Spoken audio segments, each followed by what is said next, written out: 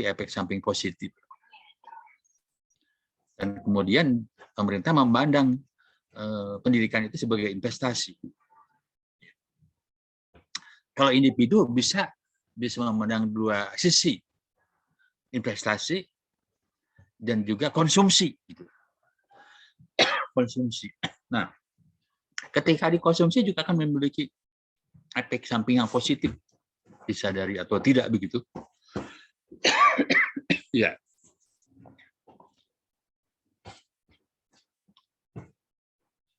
Nah, pertama kita bahas terkait pihak pemerintah.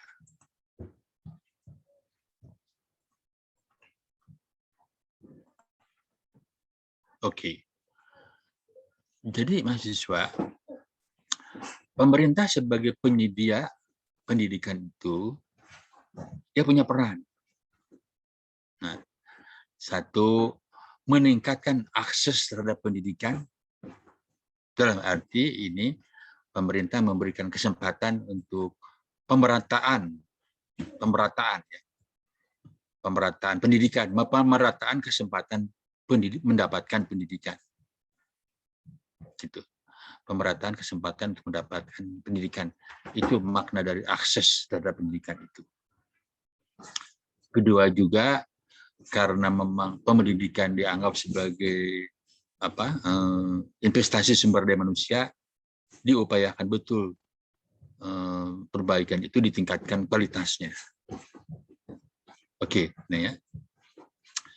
Tetapi memang antara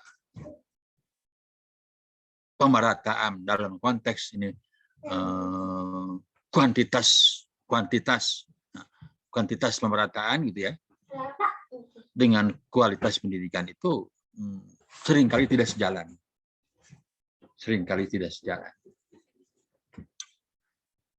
Idealnya memang sejalan antara pemerataan kesempatan mendapatkan pendidikan dengan kualitas pendidikan itu sendiri. Tapi seringkali tidak sejalan. Nah, karena ya berbagai masalah, termasuk masalah biaya pendidikan. Memang dulu pernah ada, itu saya baca ada semacam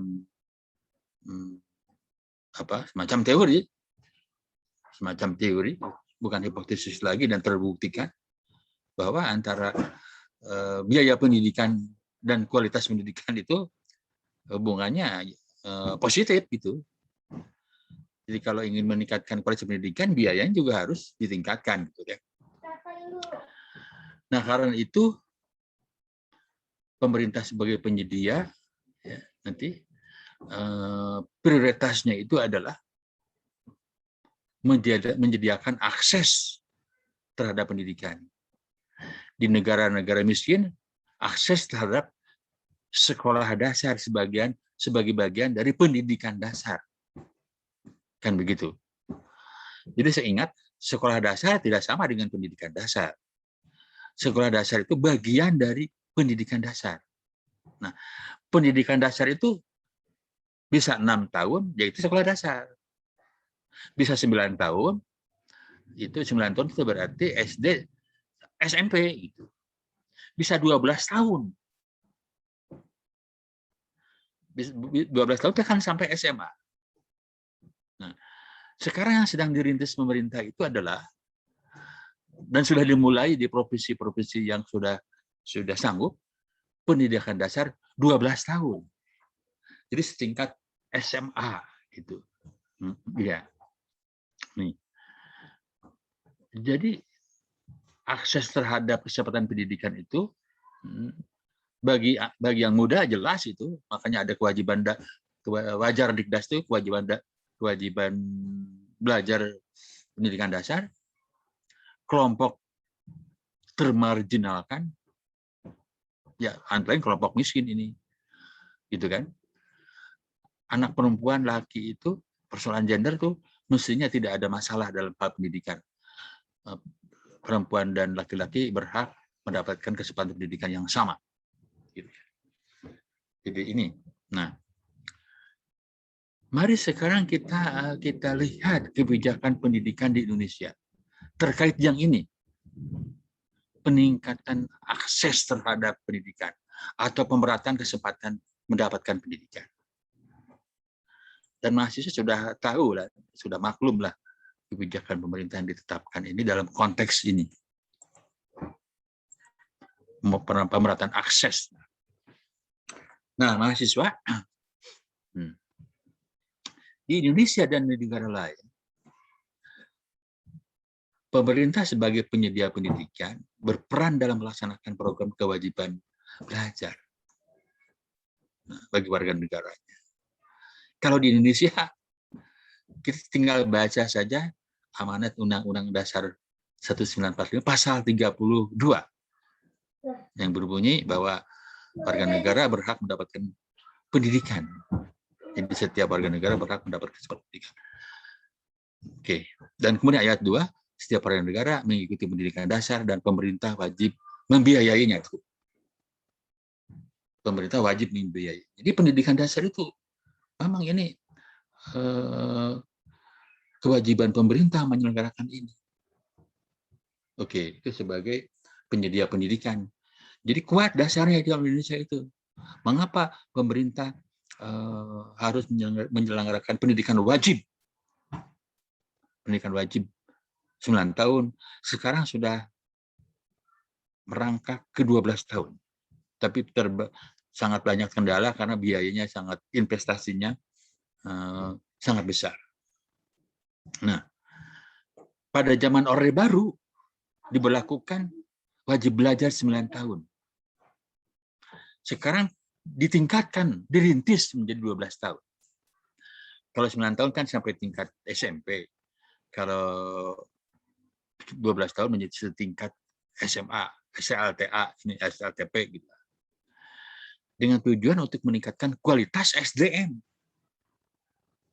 Nah, di sini kan kualitas SDM ditingkatkan melalui pendidikan. Concern kita akan di sini, peningkatan kualitas SDM. Untuk membangkitkan generasi emas. Dalam konteks ini diharapkan pengaruh positif dari bonus demografi itu generasi emas tercipta, gitu ya. Kalau saya tanya kepada mahasiswa ini ya, pernah mendengar bonus demografi? Ya? Pernah, Pak. Apa itu? Kondisi di mana Jawab, Bapak. Ya. Kondisi di mana gimana? Iya, masa bonus demografi itu adalah ketika jumlah usia produktif, yaitu usia berapa ya? Pokoknya usia produktif itu lebih besar daripada jumlah penduduk usia tidak produktif, seperti itu, Bapak. Oke. Nah, pernahkah mendengar generasi emas? Belum pernah. Ya.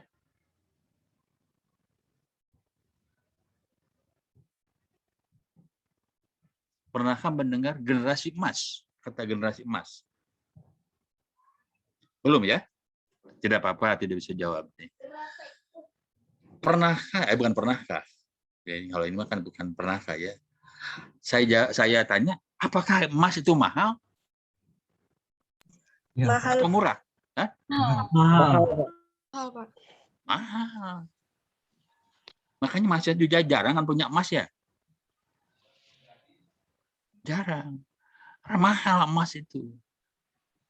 Jadi generasi emas itu suatu generasi yang mahal. Nah, mengapa mahal? Kan gitu pertanyaan kita ini kan begitu. Ya. Pertanyaan kita kan, mengapa emas mahal? Generasi emas juga mahal akhirnya kan begitu ya. Oke, kita nanti terjawab lah. Baik, kita lanjut dulu.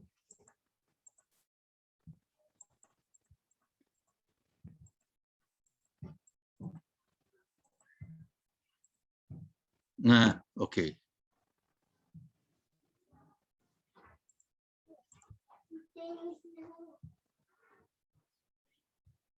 Ya, sudah lewat. pada kesalahan teknis. Nah, jadi mahasiswa, pemerintah Indonesia sebagai penyedia dalam konteks tadi memeratakan kesempatan pendidikan, memberi akses pendidikan kepada para warganya, karena itu amanah dari Undang-Undang Dasar 45 di pasal yang tadi disebutkan. Ini menurut estimasi ya, estimasi perkiraan Bank Dunia. Nah, di sininya mahalnya investasi. Diperlukan sekitar 6,4 juta sekolah. Sekolah tambahan. Diperlukan sekitar 6,4 juta sekolah tambahan. Tambahan dari yang ada maksud saya. Untuk mengakomodir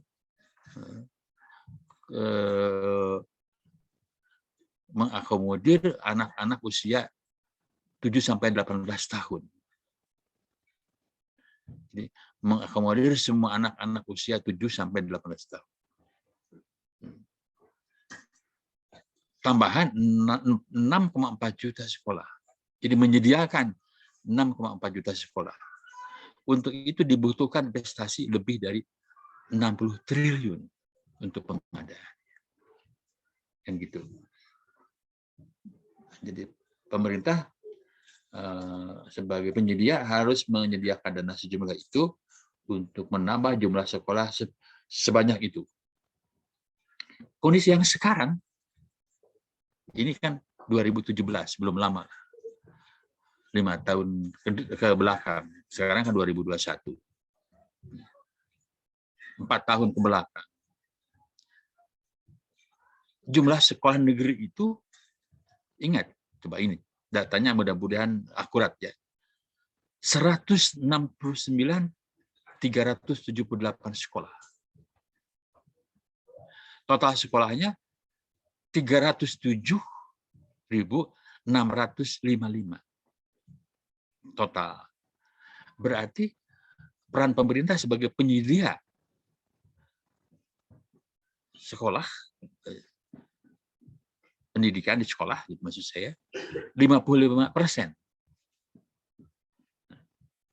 Berarti 45% peran siapa? Swasta, Pak. Ya? Swasta, Pak. Ya, Swasta.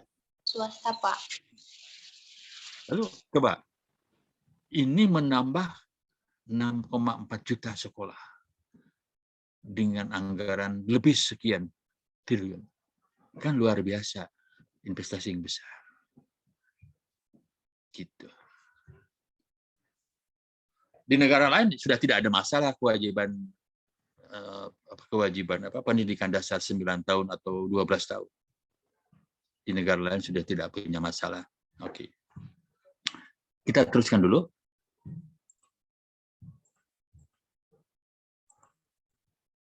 Nah, ini yang disebutkan tadi oleh mahasiswa. Kita itu akan mengalami bonus demografi. Oke, mahasiswa akan mengalami ini dia. Di mana nanti penduduk usia produktif itu lebih banyak. Penduduk usia produktif.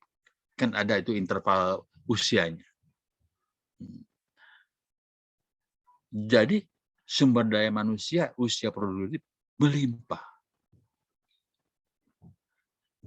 Di tahun berapa terjadi bonus demografi? Lihat saja nih. Ini di sini nih. Nah, ini dia di sini. Estimasinya di sini. Gitu. Nah, ini. Lalu harapan, ini baru harapan ya. Harapannya kan gini. 100 tahun kemerdekaan. Itu di tahun berapa itu? 1945 ditambah 100 tahun itu berapa itu? 2045. 2045. Sekarang 2021, Pak. Nah, berapa tahun lagi? Sekitar 24. 24. 24. 24. Mahasiswa sangat besar kemungkinan menyaksikan bonus demografi, era bonus demografi, dan era Indonesia emas, generasi emas. Karena baru 20 tahun ke depan. Kalau saya kemungkinan besar sudah tidak ada. Kemungkinan besar saya sudah mengingat usia.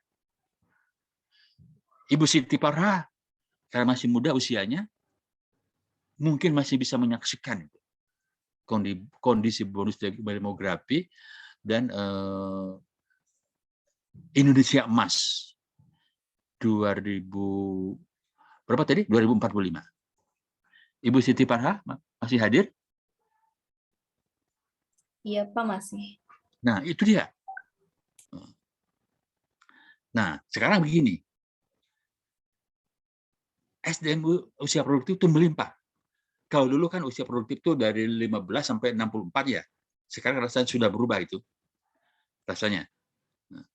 Nah, ini bagaimana ditransformasi menjadi modal pembangunan yang kompeten melalui apa ditransformasinya? Tadi saya sudah jawab, transformasi melalui pendidikan, kan gitu ya. Kalau tidak kompeten menjadi beban pembangunan. Begitu. Kalau itu kompeten menjadi modal pembangunan usia produktif ini, insya Allah 100 tahun kemerdekaan itu 2045 itu menjadi kenyataan generasi emas. Ya, generasi emas tuh yang kreatif, kan gitu ya, yang kreatif dan lain-lain lah. Cirinya dan lain kreatif.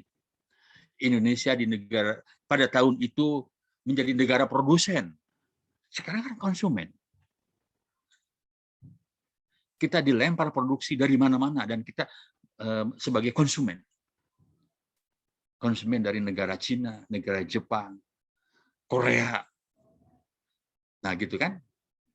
Mereka mah sudah mentransformasi SDM-nya menjadi SDM kompeten dan menjadi modal pembangunan. Dicirikan dengan SDM yang produktif tadi, yang kreatif, produktif, kreatif kata kunci ya. Generasi emas itu generasi yang produktif, kreatif, banyak inisiatif. Itu yang bagus-bagusnya saja lah. Kompeten. Kalau pendidikan tidak berhasil, maka menjadi beban pembangunan. Karena tidak kompeten. Di situ sudah kelihatan peran pendidikan sebagai investasi sumber daya manusia dipandang dari sudut negara, pemerintah. Gitu ya. Oke, ini kan aspek makronya yang saya sampaikan. Begitu mahasiswa ya. 100 tahun kemerdekaan, 25 tahun lagi. Saya mah sudah tidak ada. Ibu Siti Farha masih ada, mudah-mudahan bisa menyaksikan kondisi 100 tahun kemerdekaan. Masih sama, sedang manggung gitu. Manggung di mana? Di dunia kerja. Kan sekarang berapa tahun usianya? 21, Pak. 21 tambah 25, berapa itu? 45. 45, Pak. Hah? 45. 46. Produktifnya, sedang manggung, sedang punya jabatan apa, sedang jadi pengusaha apa, kan begitu. Mudah-mudahan seperti itu kenyataannya. Saya hanya bisa menyaksikan dari dunia lain, mungkin begitu ya. Mungkin gitu lah. Oke, kita lanjut mahasiswa. Nah, ditambah lagi sekarang ini ada sebuah paradigma pembangunan itu seperti ini.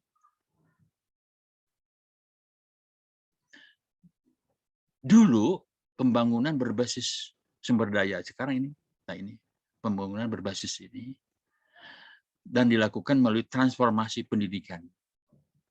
Nah, sehingga nanti tercipta SDM yang beradab itu berpendidikan, berpengetahuan dan berketerampilan dan berbudaya, berkarakter kuat. Kita akan lemah di karakter. Pengetahuan dan keterampilan itu mencerminkan pemilikan kompetensi. Begitu. Nah, Jadi mahasiswa ke depan seperti ini visi pemerintah itu.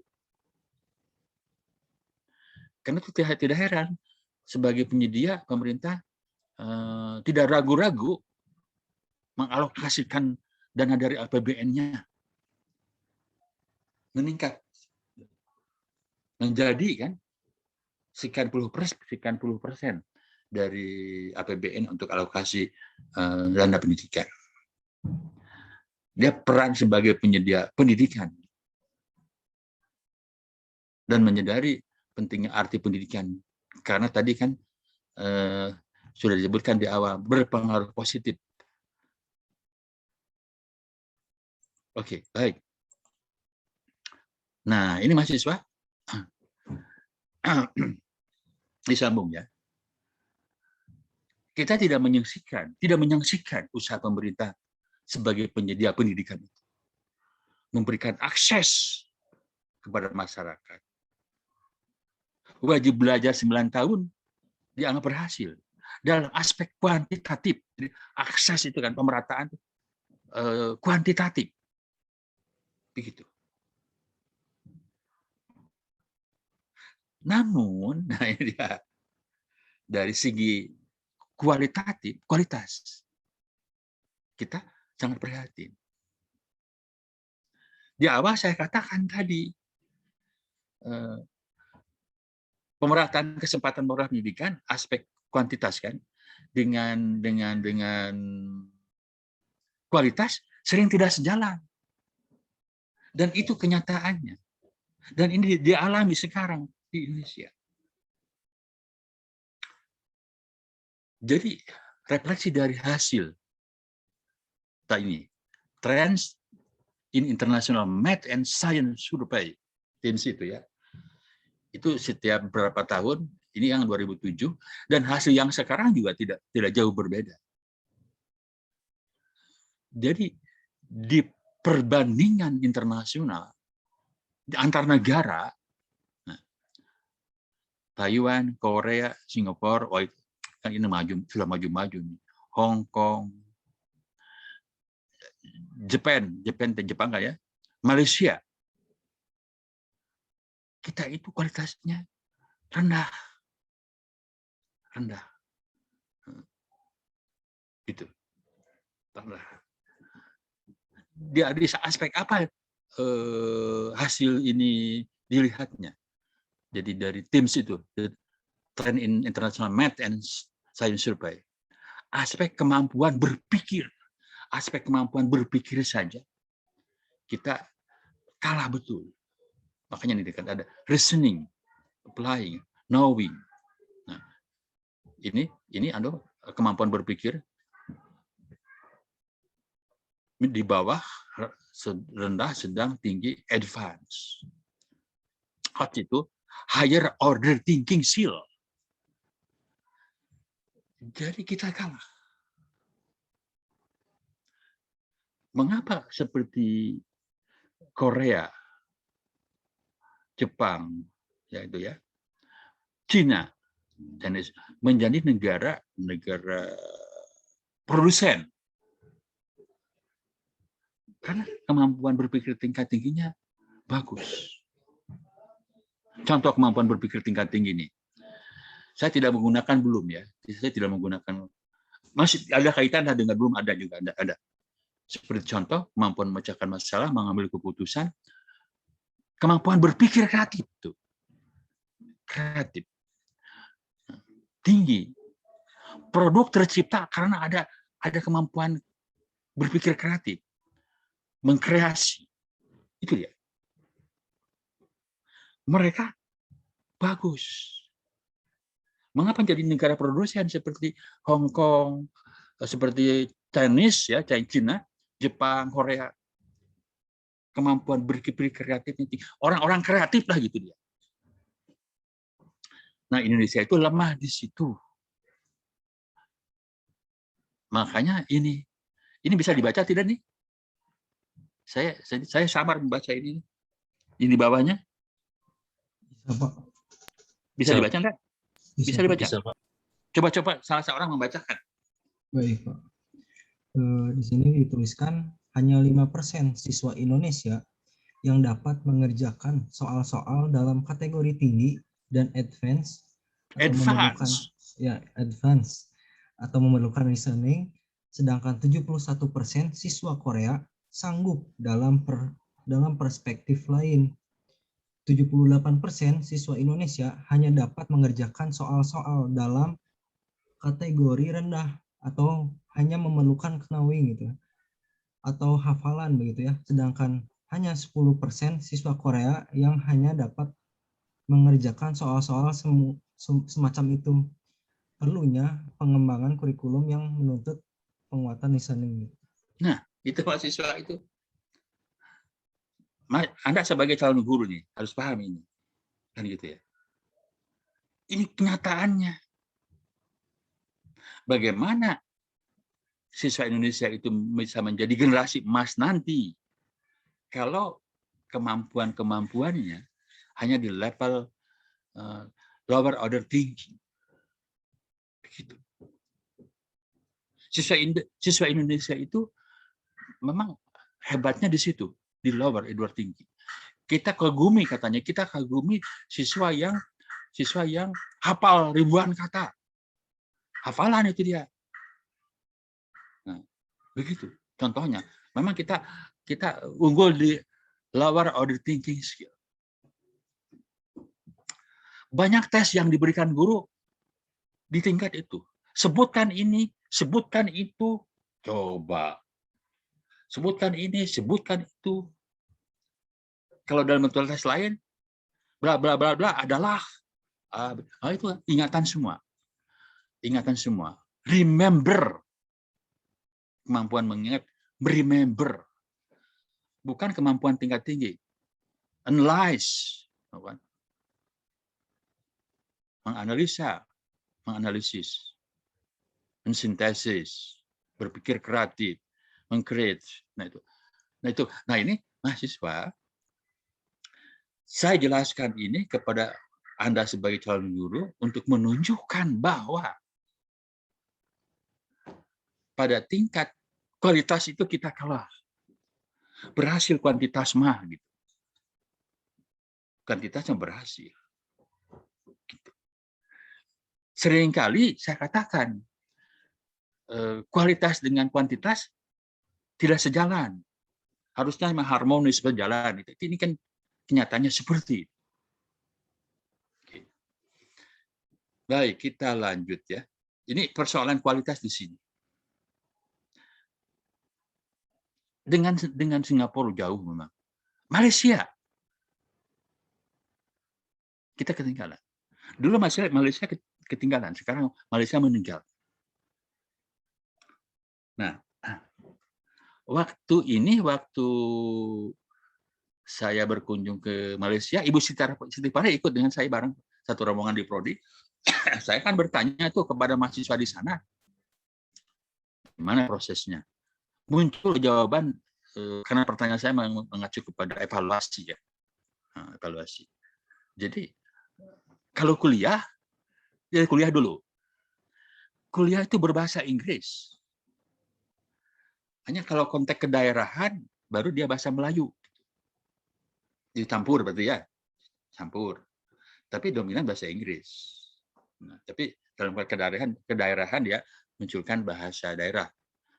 Bagaimana kalau ujian? Saya katakan ya, ujian ya, UTS, UAS, kemudian gue tugas.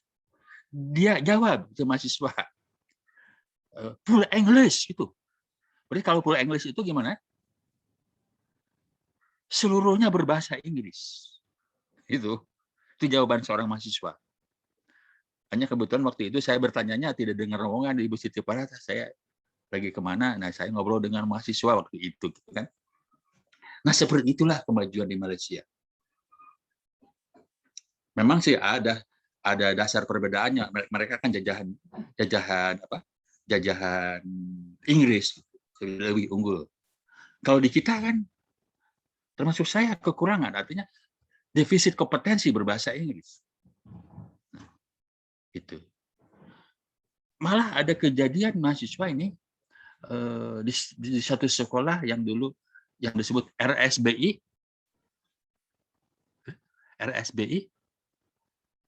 tahu itu? Saya pernah penelitian di situ. Rintisan sekolah rintisan sekolah bertaraf internasional. Ya, tapi kan karena tidak dikondisikan, tidak dipersiapkan, tidak kompeten kita, termasuk dalam belajar dalam mengajar dalam berbahasa Inggris, bisa belajar dalam bahasa Inggris. Coba, Ibu Siti Farha, halo?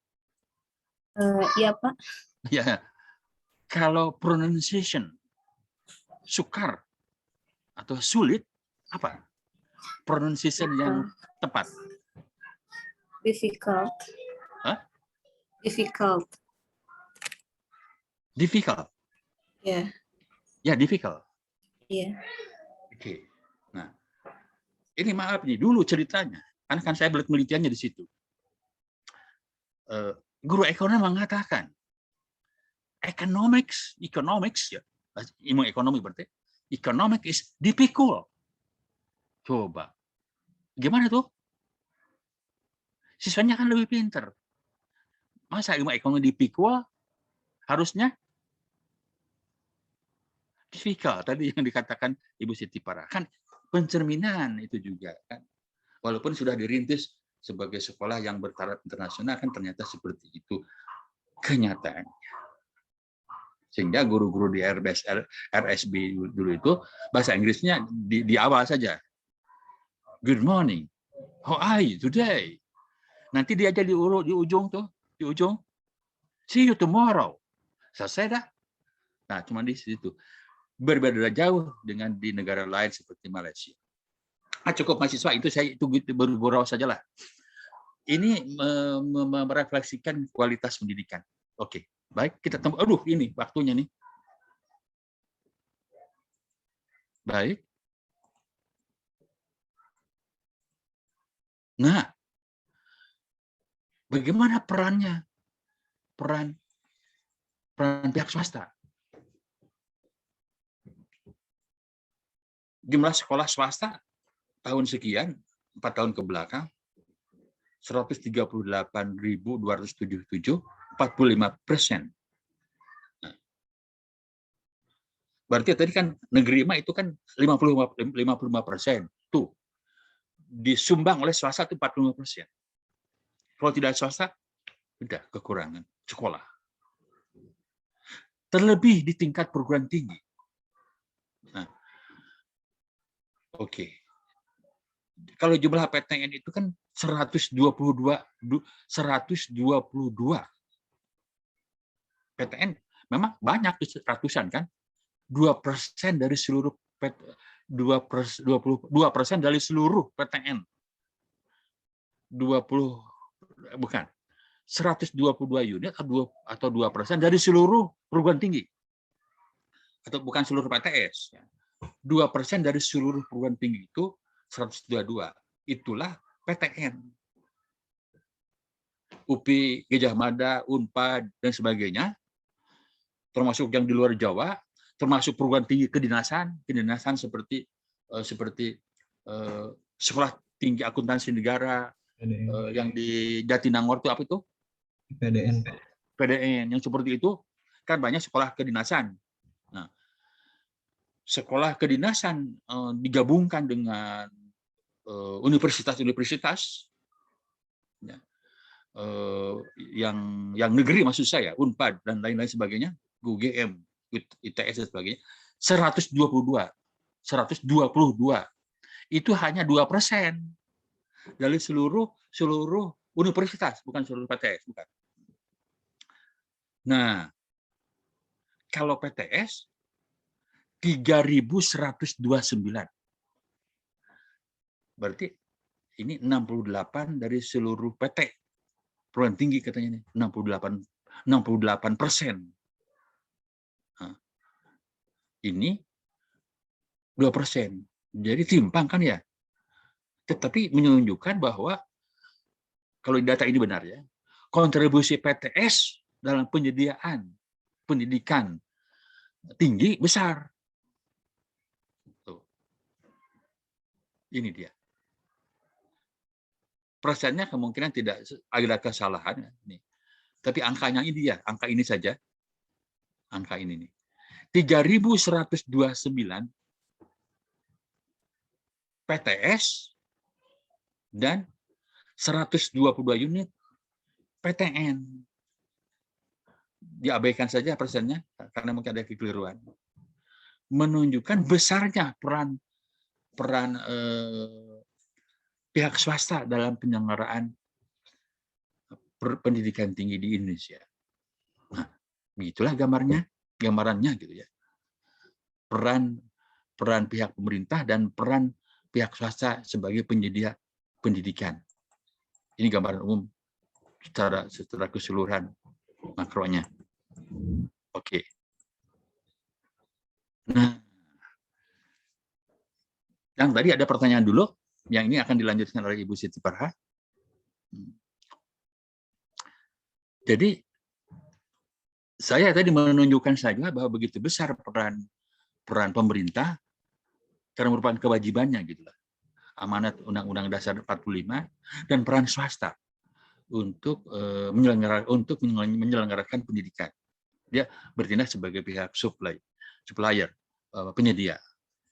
Nah, memang berhasil dari segi pemerataan kesempatan pendidikan, akses lebih gampang. Tetapi berbarengan dengan itu tidak bisa bersamaan untuk meningkatkan kualitas pendidikan. Mengapa? Nah, ini perlu dijawab dalam diskusi mahasiswa. APBN sudah ditingkatkan pun gitu ya. APBN sudah ditingkatkan jumlah alokasi dari APBN untuk pendidikan. Kualitas pendidikan di Indonesia tersendat-sendat. Mengapa? Akan dijawab. Itulah perlu diskusi. Baik mahasiswa, nah ini nanti akan dilanjutkan oleh Ibu Siti Farha. Pada sisi supply ya, pemerintah bekerja untuk menekan biaya sekolah karena kan di Indonesia dihadapkan dengan jumlah penduduk yang luar biasa banyaknya, perlu investasi pendidikan yang besar. Nah, sumber daya dialokasikan untuk mendorong tingkat kehadiran siswa. Jadi sebetulnya kata enrollment. Jadi enrollment untuk meningkatkan enrollment. Enrollment itu lebih tepat bukan kehadiran tapi pendaftaran. Jadi enrollment namanya. Nah, sehingga akhirnya bisa meningkatkan angka partisipasi sekolah. Ya, enrollment, tingkat pendaftaran tinggi, angka partisipasi tinggi. Angka partisipasi sekolah. Mahasiswa bisa pahamlah itu. Jadi 100% kan itu bagus. Misalnya angka pendaftaran, angka partisipasi sekolah. Dibandingkan kan pada usia itu berapa yang diterima di sekolah? Usia sekolah maksud saya. Kalau seluruh penduduk usia sekolah terdaftar sebagai siswa di sekolah, nah itu bagus. Begitu. Nah, sekarang usia sekolahnya berapa kan gitu. Misalnya usia sekolah itu 6 sampai berapa tahun itu? 6 kalau sampai SMA itu berapa? SD saja SD ya. SD dulu. 6 sampai berapa tahun SD? 13. 12. Nah, 12. Kalau penduduk yang berusia 6 sampai 12 tahun itu semua sekolah, terdaftar di sekolah, kan bagus, 100% itu. Demikian juga nanti untuk SMP, SMA. Ini juga menunjukkan gambaran kuantitatif. Jadi, angka enrollment, angka partisipasi sekolah itu gambaran kuantitatif kesempatan memperoleh pendidikan. tidak disangka lagi itu penting. Kan banyak hasil penelitian. Kan? Tingkat melek huruf, literasi itu sangat menopang kemajuan bangsa. Kan? Menopang pertumbuhan ekonomi. Tingkat literasi, melek huruf. Melek huruf. Sekarang nanti bukan melek huruf lagi kan. Macam-macam, melek ICT, melek apa lagi. Oke, mahasiswa itu saya mengantarkan pintu masuk untuk lebih mendalami topik penyediaan pendidikan. Silahkan nanti oleh Ibu Farah termasuk ini kan aspek-aspek mikronya gitu. Ibu Siti Farah, saya panggil. Iya, Pak. Siap melanjutkan? Ya, mangga. Atau masih bertanya dulu? Masih bertanya dulu kepada saya. Bertanya dulu. Yang tadi. Gimana? Topiknya tadi peran pemerintah dan swasta sebagai penyedia pendidikan. Secara umum saya tadi sudah antarkan. Pak, izin bertanya, Pak, boleh? Boleh, sangat boleh. Ya, Pak. Tadi mungkin Bapak udah memaparkan gitu pendidikan dari segi sekolah gitu. Nah, Pak, kalau misalkan kan di Indonesia sendiri kan banyak, Pak, kayak pelatihan sama pendidikan yang non formal juga. Nah, itu termasuk ke dalam pemerintah itu ingin berusaha mengimbangi antara pendidikan formal dan non formal atau bagaimana, Pak? Oh, baik. Betul sekali. Jadi peran-peran pendidikan non formal sangat bagus gitu. Jadi pemerintah juga sudah banyak upaya supaya pendidikan non formal pun tidak tertinggal, gitu kan? Malah kan kalau bisa disinkronkan seperti begini, ada program MBKM. Apa itu MBKM itu? MB Merdeka Belajar Kampus Merdeka. Kampus Merdeka. Mahasiswa di perguruan tinggi dilibatkan dalam program-program seperti magang, tuh kan, di perusahaan.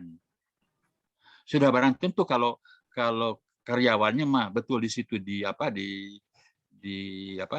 bukan saja dimagangkan, dilatih secara periodik. Bahwa karyawan yang terlatih dan terdidik, menurut Adam Smith nih, ibarat sebagai mesin yang mahal. Nah, jadi kesimpulannya betul mahasiswa, bukan hanya pendidikan formal saja, tapi juga pendidikan non formal itu harus ditingkatkan. Ujung-ujungnya adalah peningkatan produktivitas. Itu benar. Bukan hanya itu sebetulnya. Jadi di konteks yang lebih luas lagi, pendidikan informal di sekolah, di rumah. Bagaimana bisa mengembangkan kreativitas anak di rumah dimulainya. Hasil penelitian mahasiswa ini, saya jawab langsung lah. Jawabannya agak keluar sedikit. Tadi saya katakan pendidikan formal, pendidikan non formal, oke. Pendidikan informal tidak kurang pentingnya. Mahasiswa di negara barat yang sudah maju, bagaimana anak itu dilatih untuk kreatif oleh orang tuanya. Penelitian yang dilakukan orang barat di Indonesia, seperti di wilayah Jawa Timur, lingkungan rumah itu anak dididik orang tuanya itu dilatih ya bukan mengembangkan kreativitas. Contohnya begini, anak-anak itu ditakut-takuti, banyak tidak boleh itu, tidak boleh ini, tidak boleh. Jadi terhambat kreativitasnya. Sudah terbuktikan itu oleh penelitian. Pendidikan anak-anak di Jawa Timur dan hasil penelitian tidak dilatih oleh orang tuanya untuk kreatif. Nah, gitu. Dilatihnya untuk menjadi nurut saja. Nah, di kesimpulan mahasiswa, pendidikannya itu bukan saja formal, tetapi non formal dan informal, penting untuk meningkatkan kualitas SDM. Kualitas dari berbagai aspek bisa dilihatnya termasuk yang paling penting sekarang adalah kreativitas. Cukup ya? Supaya tidak melebar kemana-mana ini. Ibu Siti Farha, mangga diteraskan. Iya, mangga Pak, atur nuhun, Pak. Bapak punten abdi share dari ini aja, dari laptop. Oke, ini nih, saya stop dulu nih. Mohon. Stop. Nah, Oke. Dah.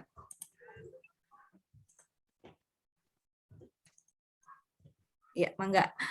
Hatur nuhun Bapak. Oke, sekedap. Oke, tadi sampai sini ya Bapak tadi menjelaskannya.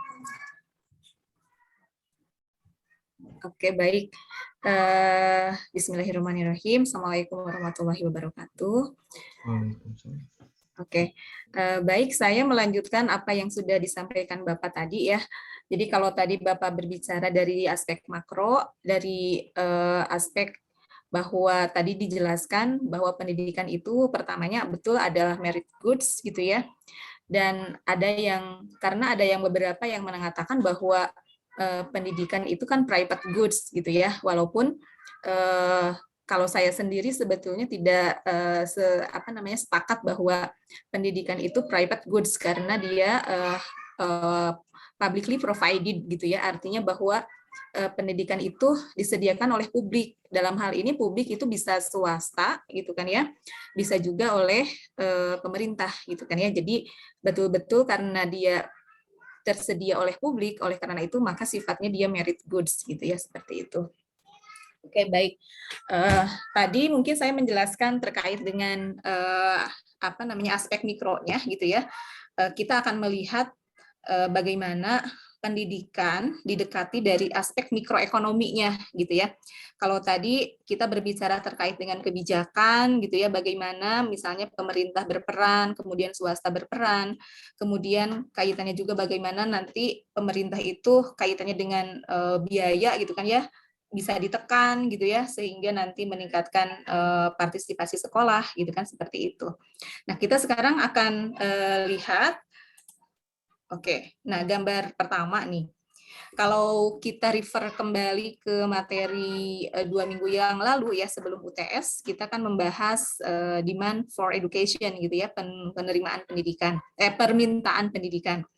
Nah, dari sisi permintaan pendidikan sebetulnya kan kita berbicara tentang aspek behavior-nya gitu kan ya, behavior dari household gitu ya. Jadi perilaku individu yang didekati dari rumah tangga, bagaimana dia melakukan permintaan terhadap pendidikan gitu ya. Nah, karena dalam hal ini kita berbicara tentang pasar pendidikan gitu kan ya, maka permintaan itu kan tidak bisa berdiri sendiri gitu kan ya, hanya permintaan saja gitu kan ya, tetapi untuk mencapai suatu equilibrium maka harus ada penawarannya seperti apa. Nah, gitu ya. Jadi kita sekarang akan berbicara di sana gitu kan ya. Jadi pasti akan berkaitan gitu ya dengan materi-materi sebelumnya terkait dengan aspek permintaan gitu ya. Oke, nah sekarang kita lihat kaitannya tadi ya, bahwa pemerintah sebagai penyedia pendidikan dari sisi publik gitu ya, dia akan menyediakan pendidikan awalnya S1 nih. S1 atau supply 1 ya, S itu supply. Kemudian nah, tadi pemerintah itu ingin bahwa masyarakatnya itu bersekolah ya, partisipasinya meningkat. Nah, bagaimana caranya gitu kan ya? Nah, untuk meningkatkan partisipasi sekolah, maka tadi pemerintah harus menekan biaya. Nah, kalau biaya ingin murah gitu kan ya, berarti harus diturunkan nih supply-nya, harus ditambah maksud saya, sehingga bergeser ke sebelah kanan, ke S2. Di sini supply-nya ke S2, bergeser ke sebelah kanan. Nah, oleh karena itu yang tadinya enrollment-nya ada di S1, di sini equilibrium-nya kan di S1. Nah, sekarang berubah menjadi E2 di sini. Nah, sehingga ketika equilibrium-nya ada di E2 di sini, maka kita lihat kalau misalkan kita tarik garis ke sini, ke kiri, gitu ya, ini saya tidak ada garisnya ya, nanti kalau misalkan digaris, ini misalkan ini titik A di sini, kalau kita ke bawah di sini di S2 ini berarti ke bawah nih, cost-nya berarti berkurang ya. yang tadinya misalkan di titik A di sini menjadi di titik B. Nah, begitu. Jadi begitu ya. Jadi bagaimana dari sisi mikroekonomi gitu ya, dari sisi supply itu seperti itu gitu ya. Oke. Nah, selanjutnya saya kembali kepada persamaan minggu lalu ya di Demand for Education, bahwa dalam formasi human capital gitu ya, kita mempunyai persamaan ini ya. Minggu lalu ingat ya, ini bahwa delta HIT ini adalah human capital-nya gitu kan ya. Nah, kemudian merupakan fungsi dari A subscript I gitu ya di sini, kemudian S subscript IT, E subscript IT juga, dan H subscript IT juga. Nah, di sini kita sekarang sudah mulai masuk ke aspek mikro ya, benar-benar aspek mikro sekarang. Nah, di sini AI ini mengindikasikan individual ability gitu kan ya. Individual ability itu dia unobserved ya, sifatnya unobserved, jadi tidak terlihat ya.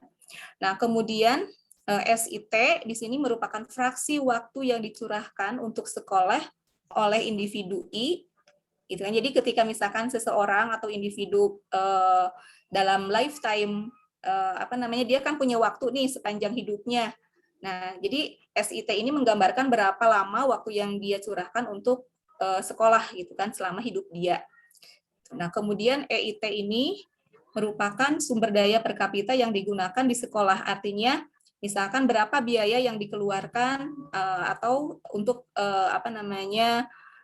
menggunakan suatu sumber daya gitu kan ya. Nah, ini adalah EIT. Dan HIT ini ya, yang HIT yang di sebelah sini, kalau ini adalah delta HIT-nya berarti penambahan human capital-nya. Nah, sementara HIT-nya di sini adalah proksi dari latar belakang keluarga, termasuk di dalamnya adalah social capital gitu ya. Seperti itu. Nah, kenapa kita berbicara tentang human capital formation gitu ya? Karena sekali lagi kalau kita merujuk ke demand for education, sekali lagi yang melakukan proses sekolah gitu kan, yang meminta sekolah kan dia adalah individu atau household, itu di rumah tangga gitu kan, levelnya rumah tangga. Walaupun misalkan yang sekolah, sekali lagi misalkan Anda sekolah gitu kan ya, ketika SD, SMP dan SMA, tapi yang memutuskan itu adalah orang tua kan, parents-nya ada, atau household di situ. Nah, oleh karena itu keputusan berada di household gitu ya. Nah, kemudian kaitannya dengan sekarang kaitannya dengan supply, apa kaitannya gitu kan ya. Nah, sekarang dalam hal ini kita akan berbicara dari aspek sekolahnya. Kalau minggu lalu kita berbicara dari aspek household-nya, bagaimana dia meminta sekolah gitu kan ya. Bagaimana dia mempertimbangkan apakah anak saya akan sekolah atau tidak gitu kan ya. Berdasarkan beberapa pertimbangan, misalkan return to education-nya seperti apa gitu kan ya. Nah, kalau sekarang dari aspek sekolah. Nah, kalau sekolah itu nanti akan menerima siswa yang seperti apa, gitu kan ya. Nah, kemudian sebagai salah satu pelaku ekonomi, gitu kan ya, sekolah, gitu kan ya, di situ pelaku pendidikan mungkin ya, kalau dalam hal ini adalah kegiatannya, gitu ya, kegiatannya berproduksi kan, sekolah itu nanti berkegiatan untuk memproduksi, gitu kan. Nah, sekarang untuk melakukan produksi yang efisien, gitu ya, sekolah itu harus seperti apa gitu kan ya. Nah, gitu. Jadi makanya kita kembali lagi ke human capital formation, karena sekali lagi fungsi produksi gitu ya, dalam hal ini persamaan ini tidak lain adalah fungsi produksi sebetulnya gitu ya, fungsi produksi dari suatu pendidikan gitu. Dalam hal ini nanti akan diwakili oleh sekolah gitu ya, seperti itu sebagai produsennya.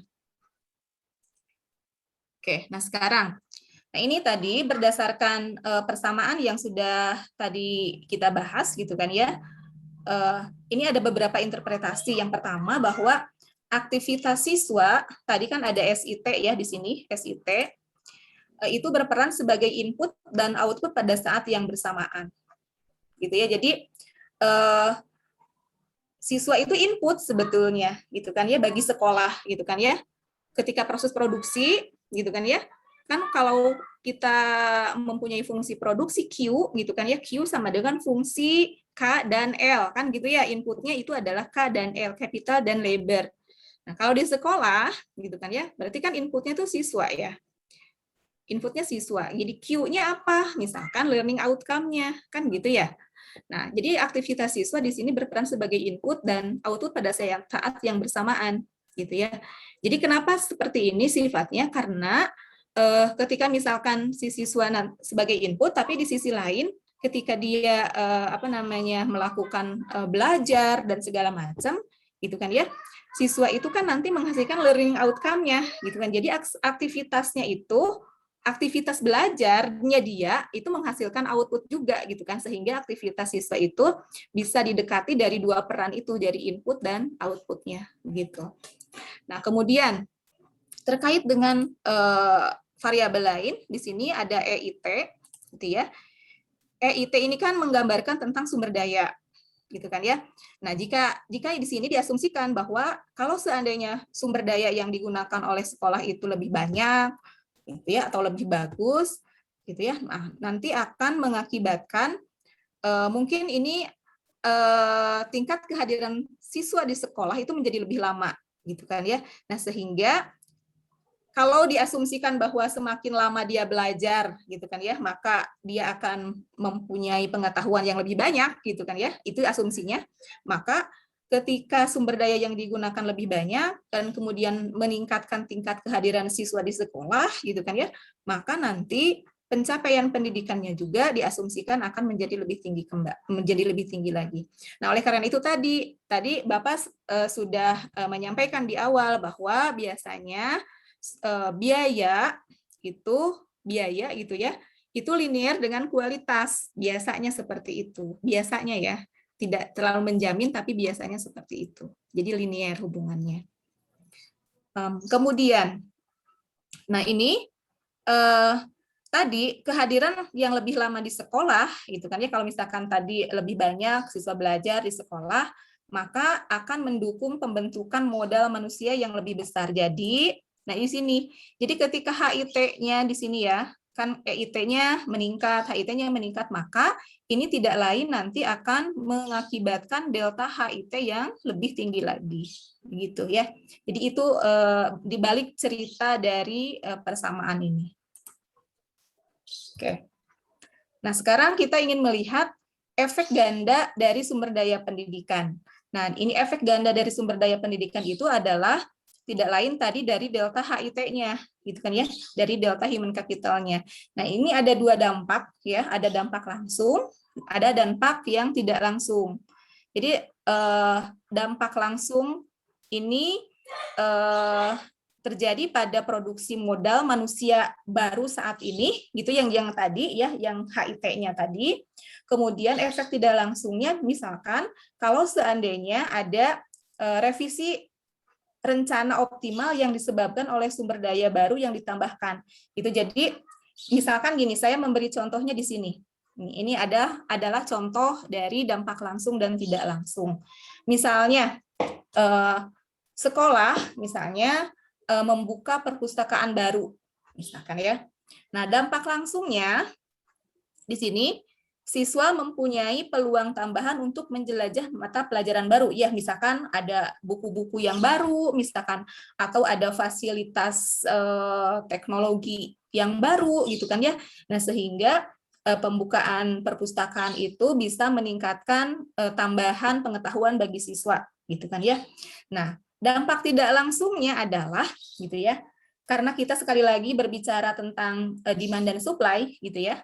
Nah, perpustakaan baru ini membuat sekolah lebih menarik bagi keluarga dan anak-anak yang mendorong mereka untuk tinggal lebih lama di sekolah, agar mereka dapat mengambil keuntungan yang lebih besar. Nah, ini kalau tadi kan sebetulnya siswanya sendiri ya, yang bisa dampak langsungnya dia memperoleh pengetahuan baru, gitu kan ya, tapi dampak lainnya, gitu kan ya, bagi sekolah, gitu kan, dengan perpustakaan baru ini, dia jadi bisa menarik dari parents, gitu ya, orang tua, untuk bisa menarik mereka menyekolahkan di sekolah mereka. Oh iya, misalkan ternyata dengan adanya perpustakaan baru misalkan, itu menunjukkan bahwa sekolah itu lebih berkualitas gitu ya. Jadi dari sisi produsen dia mempunyai daya tawar yang baru nih dengan adanya perpustakaan tersebut gitu ya. Jadi menarik keluarga-keluarga atau household gitu ya untuk menyekolahkan di sekolah mereka gitu ya. Jadi begitu, jadi ada dampak langsung dan tidak langsung. Jadi kesiswaannya seperti apa, kemudian efek lainnya bagi sekolah dia gitu kan ya, bagi sebagai produsen itu bisa menarik bagi household untuk menyekolahkan di sekolah mereka gitu. Oke, selanjutnya sebentar. Kenapa ini? Sebentar ya, ini agak nggak bisa di scroll. Oke, baik. Nah, kemudian sekarang karena sekolah kan dia membutuhkan input ya, gitu kan? Tadi kan membutuhkan inputnya adalah siswa, gitu kan ya. Maka dalam proses proses produksinya dia gitu kan, produsen gitu kan dia harus mensortir tuh input-input yang seperti apa yang bisa masuk ke sekolah dia gitu kan ya. Oke. Nah, ada asumsi nih dalam proses sorting ini atau penyortiran ya dalam hal ini gitu ya. Di sini kalau seleksi lah istilahnya ya, tapi biasa di buku-buku menyebutnya sorting gitu ya, penyeleksian ini. Nah, ada asumsi bahwa siswa yang cerdas itu berasal dari keturunan orang tua yang berpendidikan.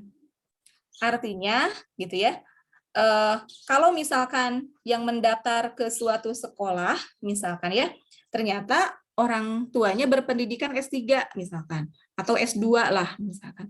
Diasumsikan itu siswanya mengikuti kecerdasan orang tuanya. Itu pertama, ini asumsi ya, ini asumsi. Nah, kemudian asumsi lain, guru lebih senang mengajar di sekolah-sekolah yang memiliki siswa pandai dengan proporsi yang besar.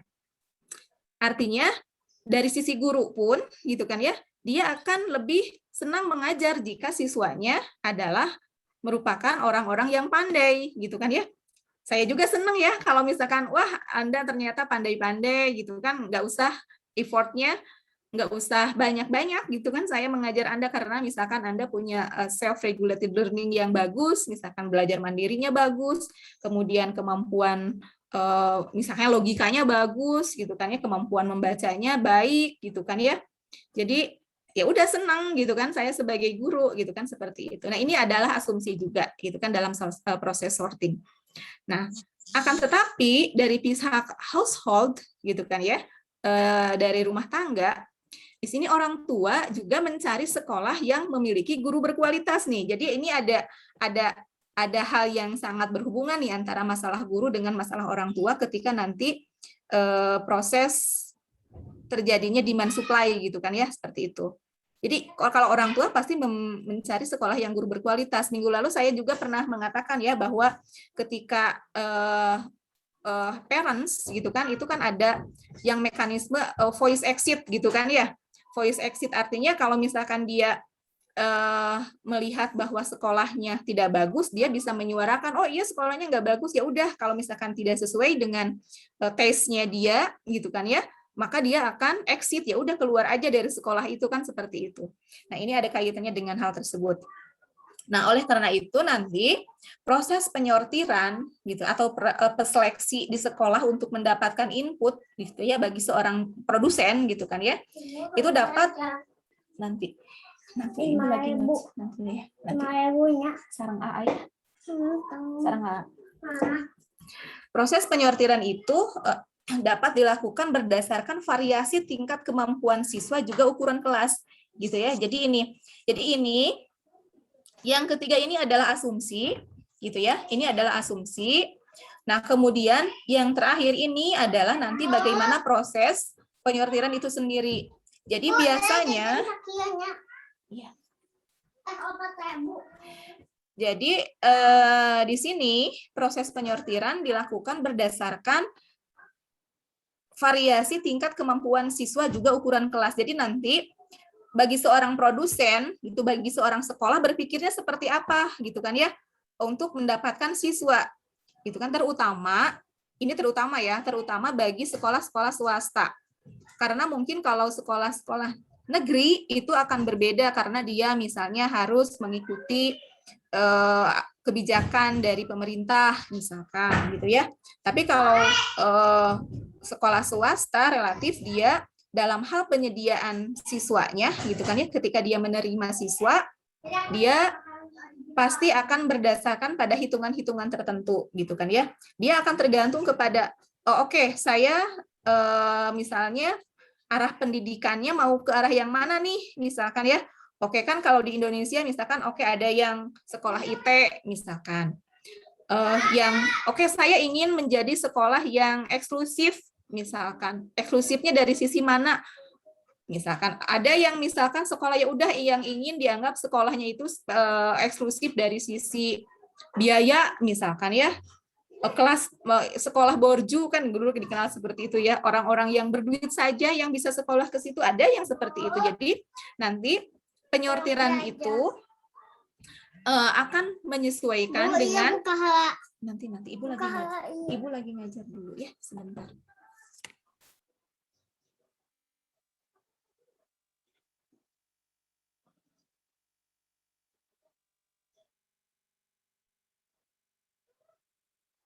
Oke, maaf ya, saya lanjutkan kembali. Jadi itu, gitu ya. Jadi nanti proses sorting ini itu akan menentukan di mana posisi sekolah tersebut, gitu ya.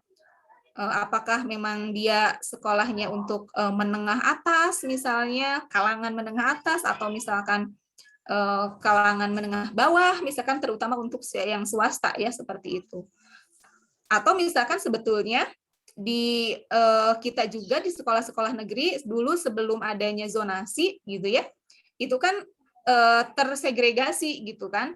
Jadi artinya ada beberapa sekolah yang ya udah saya hanya menerima siswa yang mempunyai NEM sekian, diasumsikan kan berdasarkan tingkat kemampuan siswa kan seperti itu. Jadi nanti image-nya gitu ya, sekolah itu adalah sekolah yang berkualitas kan seperti itu gitu ya. Oke, ini masalah sortingnya. Oke, selanjutnya.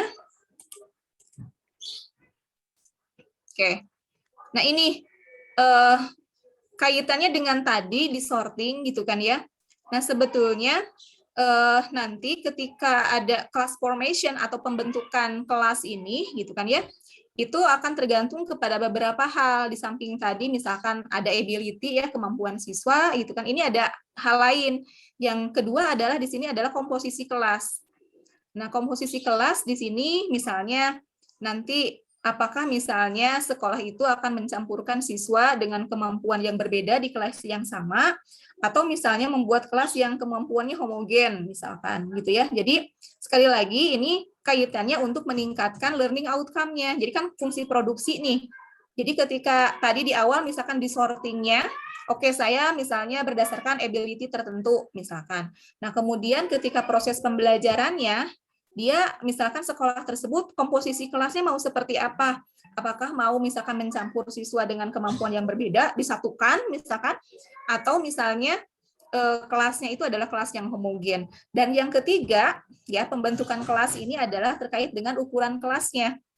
Apakah ukuran kelasnya akan ukuran kelas yang besar, gitu kan ya? Apakah nanti akan ukuran kelasnya yang kecil-kecil, gitu kan ya? Nanti ada beberapa asumsi tentunya juga yang diinginkan oleh orang tua seperti apa, gitu kan ya? Dan kemudian dari asumsi yang digunakan oleh produsennya itu sendiri atau sekolahnya itu sendiri.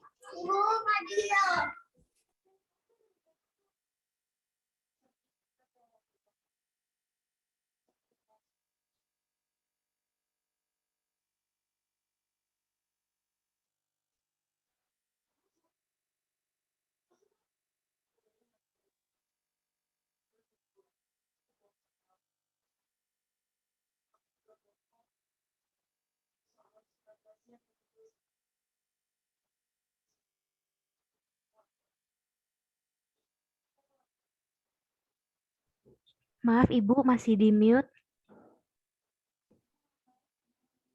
Ya. Oke, saya lanjut, maaf ya. Oke, ini kaitannya masih dengan sorting sebetulnya ya, tadi dengan bagaimana si sekolah itu menjaring inputnya, gitu, menjaring siswanya. Nah, yang pertama adalah melalui nilai tes, gitu kan ya. Nilai tes ini merupakan apa ya, istilahnya salah satu bentuk saringan yang paling observe gitu ya, yang paling terlihat bagaimana misalkan menentukan calon siswa itu, dia kan kualitasnya terlihat tuh. Misalkan oke, saya tes nih siswanya yang akan masuk. Oke, misalkan kalau dia tidak memenuhi ya udah out gitu ya semuanya gitu kan ya. Dan akan yang diterima adalah yang memenuhi standar tertentu gitu kan berdasarkan nilai yang sudah ditentukan oleh sekolah masing-masing kan begitu ya. Misalkan MEM gitu kan. Itu adalah salah satu bentuk saringan tadi gitu ya. Nah, seandainya gitu ya. Nah, seandainya misalkan kita tidak melakukan berdasarkan nilai tes tersebut gitu kan ya, tapi kita apa namanya berdasarkan kemampuan yang tidak dapat diamati. Itu misalnya apa? Misalkan background tadi orang tuanya, kita lihat nih background orang tuanya. Background orang tuanya, oh iya ternyata dia misalnya orang tuanya bekerja di mana gitu kan ya, pendidikannya seperti apa gitu kan ya. Nah, oleh karena itu jika yang tadi ya kemampuan itu tidak dapat diamati gitu kan ya, maka proses sorting gitu kan ya, itu bisa berdasarkan willingness to pay dari rumah tangga. Dalam artian willingness to pay itu kan kemampuan dia atau keinginan dia, kerelaan dia untuk membayar gitu kan ya, artinya bahwa itu dilihat dari berapa biaya sekolah atau yang bisa dia bayar kan gitu ya. Sangat kapitalis sekali ya kalau dilihat, tapi ini sekali lagi ini asumsi ya. Ini asumsi. Karena kita berbicara tentang pasar di sini gitu ya, ini asumsi. Jadi kalau unobserved gitu ya, itu kita bisa melihat yang unobserved tersebut misalkan di luar nilai tes, maka ya udah kita bisa sorting itu melalui biaya sekolah gitu kan ya, gitu. Jadi siapa yang bisa membayar yang lebih tinggi gitu kan ya, itulah gitu kan yang akan menjadi siswa di sekolah tersebut gitu kan, seperti itu. Itu berdasarkan willingness to pay. Nah, artinya willingness to pay ini nanti secara tidak langsung akan mengungkapkan kemampuan tersembunyi dari calon siswa tadi. Makanya lihat nih background orang tuanya seperti apa, mungkin dia tinggalnya di daerah mana, kan gitu ya. Nah, itu adalah sortingnya gitu.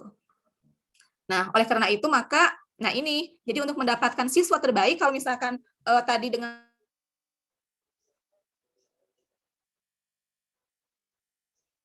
mengasumsikan bahwa di awal kan ada orang tua yang mempunyai pendidikan tinggi misalkan, maka bisa di sini ya udah kalau misalkan begitu kita sortingnya untuk mendapatkan siswa terbaik, maka ya udah besarkan biayanya gitu kan ya, otomatis orang yang mampu membayar biaya tersebut gitu kan ya, dia mempunyai kemampuan yang baik juga kan, seperti itu ya. Ini asumsi ya, sekali lagi ini asumsi ya. Oke, ini asumsi sebagai ini mekanisme pasar nih seperti ini. Oke, nah selanjutnya, nah sekarang ada peran pemerintah nih. Kalau tadi misalkan kita berbicara dari sisi pasarnya, gitu kan ya. Nah sekarang bagaimana jika mekanisme pasar itu tidak berfungsi, gitu kan ya. Tadi kalau diasumsikan misalkan bahwa seleksinya melalui pembiayaan, gitu kan ya. Maka kalau begitu, itu akan menimbulkan adanya kendala bagi siswa yang berasal dari keluarga tidak mampu, gitu kan. Mereka akhirnya karena misalkan oke, sebetulnya dia mempunyai kecerdasan yang tinggi gitu kan ya, tapi karena berdasarkan sortingnya itu tidak masuk gitu kan ya, misalkan orang tuanya misalkan kerjanya apa misalkan, atau misalkan pendidikannya rendah, tapi sebetulnya sebetulnya si anaknya, si siswanya, calon siswanya itu mempunyai kemampuan yang tinggi. Nah, itu akan tereliminasi gitu kan ya, seperti itu. Nah, sehingga dalam hal ini maka gitu kan ya, agar siswa yang berasal dari keluarga mampu itu bisa mendapatkan pendidikan yang baik pula gitu kan ya, maka pemerintah dalam hal ini publik gitu kan ya dapat memberikan subsidi untuk meningkatkan kesempatan siswa dari keluarga tidak mampu untuk bersekolah, seperti itu. Jadi itu peranan dari pemerintah gitu ya. Oke. Oke. Nah, ini saya selanjutnya kaitannya dengan efek teman sebaya tadi. Nah, tadi kan diasumsikan bahwa sekolah itu kan ingin mempunyai input yang bagus gitu kan ya. Nah, kemudian orang tua juga akan melihat sekolah itu kualitasnya seperti apa. Nah, salah satu yang dilihat misalkan itu adalah dari teman sebayanya. Teman sebaya di sekolah itu. Jadi dalam artian begini. Jadi kalau misalkan bagi misalkan di sini bagi calon siswa ya, orang tua misalkan akan memilih sekolah yang misalkan oke, kalau misalkan sekolah itu oh iya balalangor misalkan ya, atau bawong ya nakal gitu, otomatis ya udah saya nggak mau menyekolahkan ke sekolah yang seperti itu gitu kan ya. Itu dari sisi sikap misalkan. Atau misalkan terkenal sekolah itu justru sekolah yang misalkan oh NEM-nya tinggi-tinggi, misalkan kalau dulu ya nilai NEM-nya, maka itu menjadi signal gitu kan, sinyal gitu kan bagi orang tua bahwa oh iya kalau saya menyekolahkan anak saya ke sekolah tersebut gitu kan ya, maka teman-temannya juga kan palalinter tuh gitu kan, pada pinter, maka mungkin anak saya juga akan kebawa pinter. Nah, itu ya. Jadi ini ada kaitan efek teman sebaya juga gitu kan ya, akan mempengaruhi nanti kaitannya dengan kualitas pembelajaran yang nantinya akan memberikan insentif gitu ya bagi para orang tua untuk menyekolahkan anaknya ke sekolah tertentu begitu. Dan bagi sekolahnya sendiri gitu kan ya, kalau misalkan dia image-nya gitu kan ya sudah baik bahwa sekolahnya itu merupakan diisi oleh siswa-siswa yang bagus gitu kan ya, sehingga menimbulkan image yang bagus gitu kan, seperti itu. Nah, ini ya kaitannya dengan efek teman sebaya ini. Jadi ketika fungsi produksi, nanti ini kita kembali ke fungsi produksi, menunjukkan hasil marginal yang meningkat dalam hal efek teman sebaya, maka pemisahan sempurna secara efektif merupakan alokasi yang paling efisien bagi siswa. Artinya begini, jadi kan kalau kita itu dalam proses produksi yang dilihat itu adalah marginalnya kan, nilai marginal. Jadi berapa tambahan yang bisa dihasilkan gitu kan ya, untuk meningkatkan satu output misalkan kan seperti itu. Nah, ini juga seperti itu. Jadi kalau misalkan tadi teman sebaya gitu kan ya. Nah, teman sebayanya ini kita apakah misalnya akan dipisahkan si teman sebaya itu misalkan secara sempurna pemisahannya, atau misalkan ya kita mencampurkan siswa gitu kan ya. Nah, di sini ini kebijakan secara umum ya dalam fungsi produksi. Nah, jika terjadi penurunan produktivitas dari kemampuan rata-rata dari learning outcome-nya, nanti berarti pencampuran siswa dengan kemampuan yang berbeda mungkin menjadi alternatif yang lebih baik dalam fungsi produksi. Nah, ini juga akan tergantung nanti. Jadi ketika kita melihat efek teman sebaya ini gitu kan ya. Jadi nanti kita dilihat dari hasil produktivitasnya nih, dari learning outcome-nya. Apakah misalkan ketika nilai marginalnya lebih meningkat, ya udah oke, kita terapkan pemisahan dari efek teman sebaya ini. Jadi artinya bahwa ya udah yang pinter-pinter semua gitu kan dipisahkan gitu kan ya. Nah, sementara kalau terjadi misalkan ternyata ada penurunan produktivitas atau learning outcome, maka sebaiknya siswa itu dicampur gitu kan ya, dicampur antara misalkan yang mempunyai kemampuan yang tinggi dengan yang rendah, misalkan itu dicampur gitu. Itu terkait dengan kebijakan ya, kebijakan suatu sekolah. Nah, selanjutnya, ini tadi sebetulnya ini kaitannya dengan masih dengan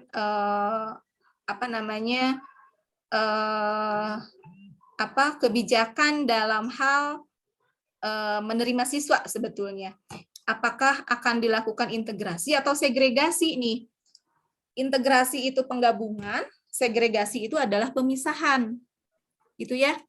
Nah, berdasarkan ini sebetulnya ada persamaan spesifiknya gitu kan, persamaan khususnya, tapi saya kira ini agak rumit jadi saya tidak menyampaikan di sini ya. Oke, jadi umumnya begini, model ini menunjukkan bahwa integrasi atau segregasi sosial itu sebagai hasil endogen dari pengoptimalan agent. Agent ini pelaku ya. sesuai dengan peran yang dimainkan oleh modal sosial dalam pembentukan modal manusia. Jadi dalam hal ini gitu ya, pembentukan modal manusia tadi yang HIT tadi, HIT ya, yang human capitalnya tadi, gitu kan ya. Nah, itu kan modal manusianya. Nah, dalam pembentukan modal manusia itu sendiri, gitu kan ya. Nah, itu nanti juga dipengaruhi oleh adanya modal sosial, ya, gitu ya. Modal sosial dan sifatnya ini endogen, jadi artinya endogen itu dia dipengaruhi oleh beberapa variabel lain juga, gitu kan, seperti itu sih modal manusianya itu sendiri, gitu kan ya. Ini kalau Anda refer ke ekonometrik misalkan ya, kan ada endogeneity, ada exogeneity, gitu kan ya, seperti itu. Jadi kalau yang endogen, gitu kan, artinya ketika misalkan ini segregasi sosial ini dia endogen, gitu kan ya, jadi dia tidak eksogen, gitu, seperti itu. Nah, akibatnya apa, gitu ya? Kalau misalkan berdasarkan model ini, gitu ya, maka pilihan sekolah itu akan membentuk distribusi modal manusia di masyarakat dan sangat terkait dengan ketimpangan pendapatan. Jadi gini, nanti kita akan melihat nih, kalau misalkan kita integrasi, misalkan ya, siswa misalkan dalam suatu sekolah ada integrasi, itu prosesnya akan seperti apa, gitu kan ya. Nah, kemudian kalau segregasi juga akan seperti apa? Dalam artian begini, kalau misalkan tadi ada eksklusivitas sekolah, berarti ada segregasi kan di situ, ada segregasi sosial tuh. Yang masuk ke sekolah tertentu itu adalah orang-orang yang berpendapatan tinggi gitu orang tuanya, berarti ada segregasi sosial. Nah, karena adanya segregasi juga sebetulnya itu merupakan modal sosial sebetulnya bagi si siswa itu sendiri, bagi mereka nanti setelah mereka menyelesaikan sekolah. Artinya gini, kalau orang misalnya berteman, orangnya tuh kaya-kaya semua tuh, punya usaha, misalkan orang tuanya di mana, orang tua A misalkan punya usaha apa, orang tua B punya usaha apa, orang tua C misalkan punya apa, gitu kan ya. Nah, itu menjadi jejaring dia kan, bagi si siswa itu dia bagi jejaring, teman-teman itu adalah jejaring. Nah, sehingga ketika dia kembali ke masyarakat, gitu kan, itu menjadi modal sosialnya dia, jejaringnya dia itu. Jadi mungkin nanti misalkan dia akan lebih mudah, misalkan di pasar kerja, misalkan kalau misalkan memulai usaha lebih mudah, kan seperti itu. Nah, itu makanya tadi kan dia itu endogen, gitu kan, seperti itu. Nah, sekarang kalau misalkan kita lakukan segregasi nih, ya, karena pilihannya ada dua, mau segregasi atau integrasi. Jadi misalkan gini, nah ini tadi ya contohnya dalam kasus yang kaya, gitu kan ya, maka di sini misalnya karena orang tuanya kaya atau berpendidikan, maka mereka akan sebentar.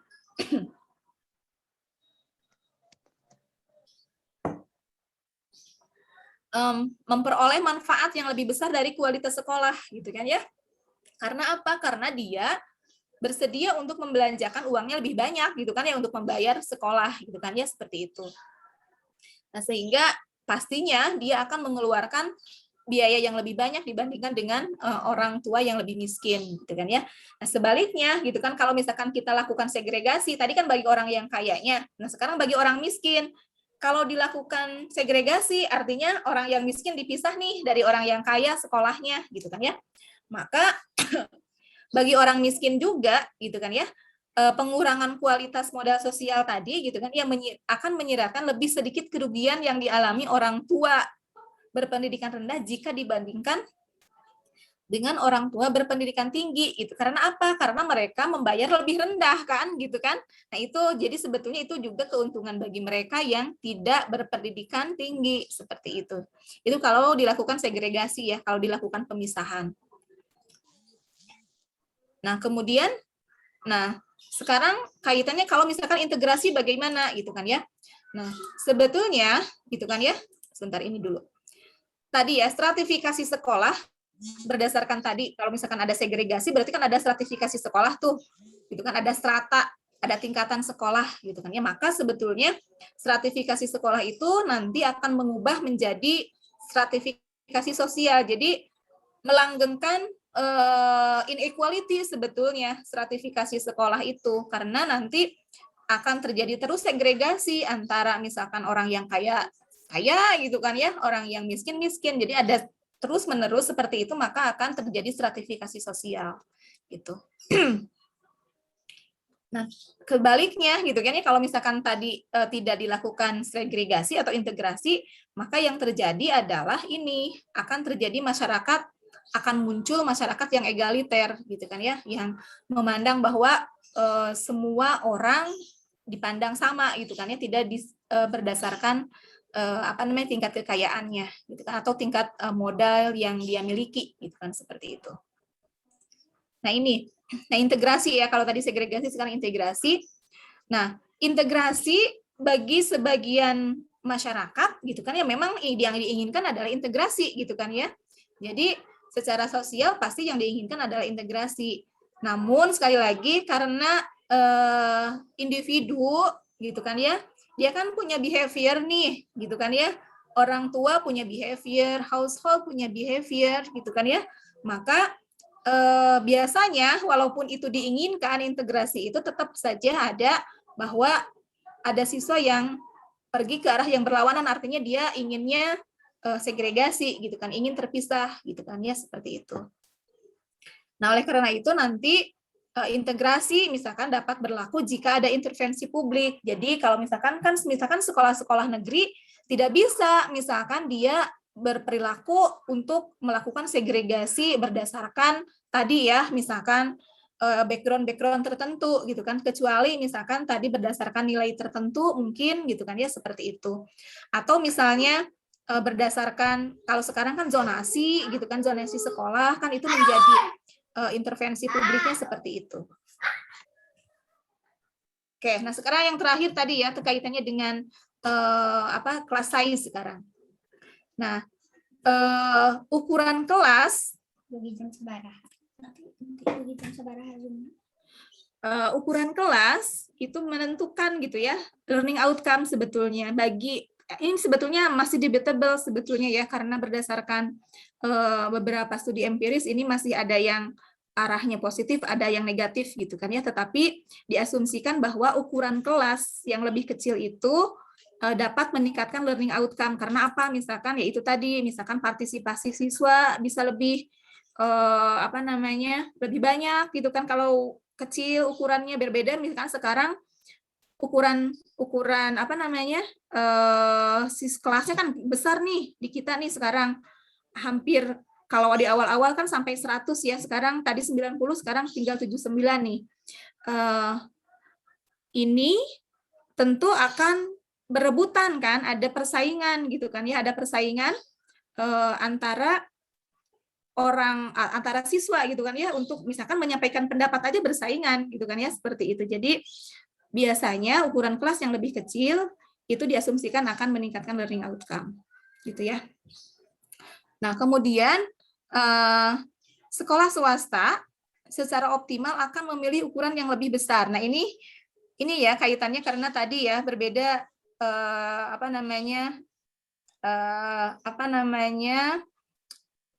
karakter antara sekolah swasta dengan sekolah negeri gitu kan ya, seperti itu. Kalau sekolah swasta kan dia ingin efisien, maka dia akan memilih ukuran kelas yang lebih besar seperti itu.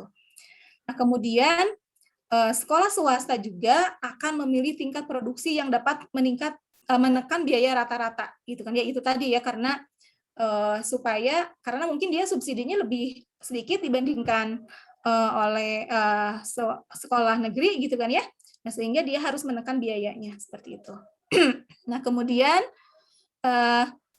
namun gitu ya, ketika tadi sekolah swasta ingin memilih ukuran kelas yang lebih besar gitu kan ya, kemudian biayanya ditekan, ini sebetulnya kontradiktif sebetulnya dengan preferensi orang tua gitu kan. Kalau orang tua kan tadi inginnya ukuran kelasnya kan kecil, diasumsikan itu lebih berkualitas kan, jadi guru bisa mengajar lebih efektif dan efisien kalau kelasnya kecil gitu kan ya.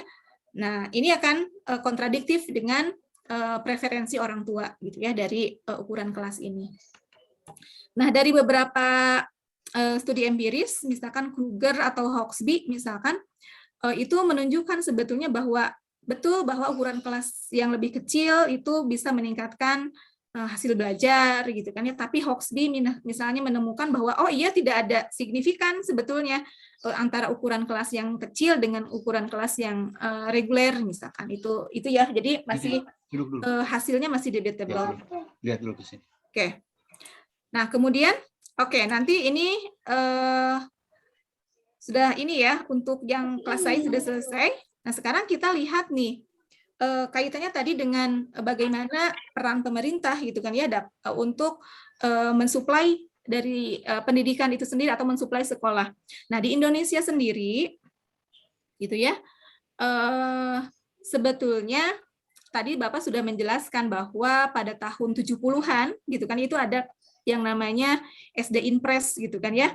Dan kita tahu juga bahwa salah satu peneliti Esther Duflo gitu yang menerima Nobel itu kan menunjukkan bahwa dengan pemerintah membangun sekolah dasar ini sebanyak 62.000 ya pada waktu itu pertama bisa meningkatkan lama sekolah tadi gitu kan ya. Ini sekitar 0,12 ke 0,19% ya, ini pada tahun 70-an. Nah, kemudian bagi upah gitu kan ya, karena dia ketika dia sudah masuk ke pasar kerja gitu ya, itu bisa meningkatkan upah dari 1,5 ke 2,7% gitu ya. Jadi ini sebetulnya peran pemerintah yang tadi ingin disampaikan di awal sebetulnya ini gitu ya. Oke, yang ini. Nah, selanjutnya ini terkait dengan supply curve-nya. Nah, supply curve ini kebetulan kurvanya bersambung dengan kurva permintaan di 2 minggu yang lalu, ya. Jadi kita lihat di sini kalau kurva penawaran di sini supply-nya di sini adalah dia vertikal ya, vertikal. Kurvanya kenapa vertikal? Karena dia dipagu, misalkan disediakan oleh pemerintah gitu kan. Dalam artian bahwa sekolah itu kan tidak bisa secara misalkan permintaan banyak kemudian direspon oleh pemerintah langsung membuat sekolah, kan nggak seperti itu ya. Jadi kenapa dia vertikal? Dia karena inelastik gitu kan ya, tidak menyesuaikan dengan jumlah permintaannya begitu. Jadi dia inelastik gitu. Walaupun misalkan dalam jangka panjang mungkin dia agak sedikit elastis gitu ya, karena misalkan sekarang misalkan pembangunan sekolah misalkan menyesuaikan dengan jumlah penduduk, misalkan ternyata bertambah, berarti supply sekolahnya ditambah gitu kan ya, seperti itu. Tapi dalam jangka pendek biasanya supply dari pendidikan itu dia inelastik gitu kan, karena tidak secara cepat merespon terhadap permintaan pendidikannya. Gitu ya. Nah, oleh karena itu di sini dalam equilibrium gitu kan ya, ketika di sini ada supply dan ada permintaan, ketika tidak di titik ini misalkan ya, keseimbangannya misalkan permintaannya ada di bawah, misalkan di sini di titik ini, maka akan terjadi excess demand atau kelebihan permintaan nih di sini. Jika terjadi kelebihan permintaan, maka di situ akan ada yang namanya selection gitu kan ya. Jadi kan tidak semua siswa bisa masuk ke sekolah tertentu gitu kan ya, karena ada keterbatasan dari sisi supply gitu kan ya. Makanya kenapa ada sekolah swasta misalkan, kenapa tidak di sekolah negeri semua, yaitu karena di sekolah negeri kan terbatas gitu kan ya siswa yang ingin diterima gitu kan ya. Jadi berdasarkan seleksi tertentu, maka karena ada kelebihan permintaan gitu kan, harus ada seleksi gitu kan ya. Nah, sehingga karena ada seleksi, maka si siswa itu harus bersedia untuk membayar biaya sekolah yang lebih tinggi jika untuk mendapatkan sekolah gitu kan, seperti itu. Jadi ada rivalry di situ, dan ini menunjukkan bahwa sekali lagi karena ada rivalry atau ada persaingan, maka pendidikan itu dianggap sebagai private goods itu gitu ya.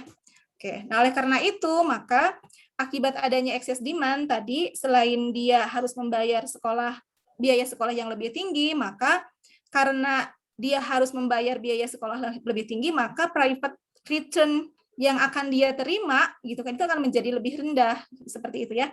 Karena sekali lagi kan ada cost, ada benefit gitu kan ya. Private rate of return itu adalah benefitnya, sementara biaya ini adalah cost-nya gitu kan ya. Oleh karena itu cost-nya bertambah, maka private return-nya dia akan berkurang.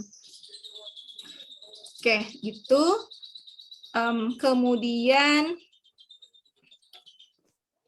ya kalau ini mungkin tidak asing lagi bagi Anda ya, bahwa ketika dalam suatu supply atau penawaran itu kan ada beberapa penentunya gitu kan ya, gitu dalam penawaran barang ataupun penawaran jasa. Dalam hal ini pendidikan atau sekolah gitu kan ya, beberapa hal yang menentukan penawaran dalam sekolah adalah yang pertama gitu kan ya, yang utama adalah harga yang harus dibayar oleh rumah tangga atau PI ini gitu kan ya. Nah, ini sama ya dengan law of supply-nya gitu kan ya. Jadi hukum penawarannya bahwa semakin tinggi harga, maka semakin tinggi pula dari penawaran sekolahnya gitu kan ya, seperti itu. Kemudian penentu lagi, ini pemilik sekolah harus membayar input produksi. Pasti ya, guru, buku, bahan pengajaran, di sini sewa tempat atau gedung gitu kan ya. Ini merupakan harga input gitu kan ya. Jadi semakin tinggi harga input, maka semakin rendah penawaran sekolahnya. Gitu kan, seperti itu. Jadi ini nih, fungsinya seperti ini. Jadi QS atau ini kuantitinya berarti gitu ya, kuantiti sekolahnya. Itu merupakan fungsi dari PI, ini adalah harganya gitu ya, PI-nya. Kemudian ini adalah harga inputnya, gitu ya, seperti itu. Oke, kalau ini sudah ya, sebetulnya ini kaitannya tadi dengan selection tadi, gitu ya, ketika rumah tangga harus membayar lebih besar, gitu kan, ketika di perguruan tinggi, gitu. Kenapa dia harus membayar lebih besar? Yaitu tadi karena ketersediaan sekolah, gitu kan ya. Dari SD, SMP, SMA sampai perguruan tinggi sebetulnya mengecil kan begitu, sehingga di situ ada excess demand. Karena excess demand ya dia harus bayar lebih tinggi. Kemudian untuk jumlah sekolahnya tadi sudah disampaikan oleh Bapak ya, baik dari sekolah negeri ataupun misalkan sekolah swastanya. Oke. Nah, ini kaitannya dengan ekspansi dari pendidikan tinggi gitu ya. Nah, sekolah gitu kan ya, itu kan untuk menyediakan sumber daya yang berkualitas gitu kan ya. Nah, oleh karena itu maka agar sumber dayanya lebih berkualitas, maka pendidikannya kan harus tinggi lagi dan semakin tinggi itu lebih baik gitu kan, seperti itu.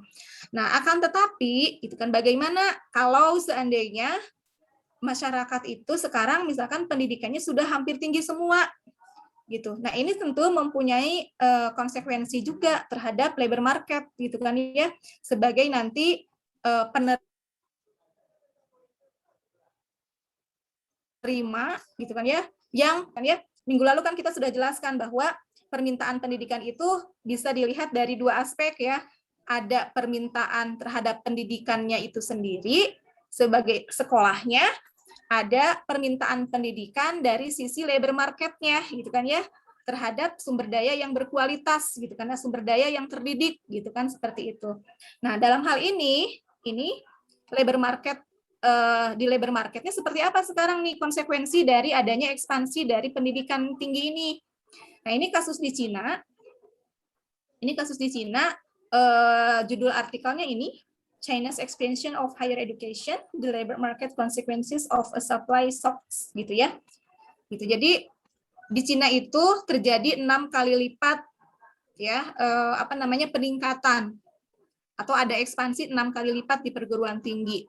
Nah, kalau misalkan terjadi ekspansi 6 kali lipat artinya ada labor supply di situ. Labor supply-nya meningkat yang berpendidikan tinggi gitu kan. Ya, konsekuensinya apa? Ternyata berdasarkan hasil risetnya adanya ekspansi itu pertama reduce relative wage, justru mengurangi upah relatifnya, yaitu tadi karena kan bersaingan tuh orang yang berpendidikan tinggi, mungkin yang tadinya misalkan karena dulu sebelum adanya ekspansi ini orang-orang yang terdidik itu terbatas gitu kan, jadi dia mempunyai upah yang tinggi kan. Nah sekarang karena banyak gitu kan ya, maka itu akan mengurangi upah relatifnya. Nah kemudian yang kedua, rise the unemployment rate. Ternyata justru unemployment-nya meningkat nih. Itu tadi mungkin karena ketersediaan lapangan kerjanya belum menyesuaikan dengan ekspansi dari pendidikan tinggi ini. Jadi pendidikannya cepat gitu kan ya naiknya, sementara kesempatan kerjanya belum menyesuaikan dengan ekspansi yang terjadi di higher education-nya. Nah, kemudian reduce the proportion in good job. Ya, karena bersaingan ya, orang-orang yang mempunyai pendidikan tinggi bersaingan untuk mendapatkan pekerjaan yang bagus.